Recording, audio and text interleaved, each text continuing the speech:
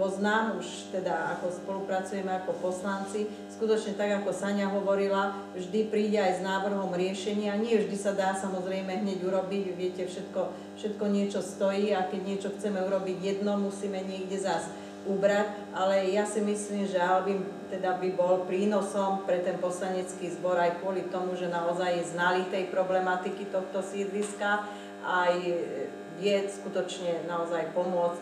A ja si myslím, že seniori majú strach kvôli tomu, že pre mnohých poslancov je dôležitejšie urobiť dáku ulicu alebo ten chodník, lebo to každý vidí. Ale mnohí nechápu, že treba robiť aj také veci, čo občania nevidia. To sú tie ľudské veci, áno.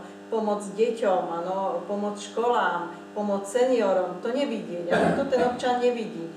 Ani nedá sa to finančne nejakým spôsobom vyjadriť. Takže za to seniori sa veľmi boja, že skutočne, ak poslanecký zbor bude taký, ktorý nebude mať porozumenie pre tých seniorov, potom bude veľmi ťažko pre nich niečo vybojovať. Majú ten určitý komfort, áno, na ktorý si už zvykli, áno, ale to isté platí samozrejme aj pre mládež. Takže v tomto smere sa Marienka chcela pýtať a ja vravím, že by ste rovnaká povaha, lebo aj ty, Albin, povieš všetko na rovinu, bez okolkov, aj Marienka je taká istá. Obidvaja budete určite ako levica a lev bojovať za toto sídlisko.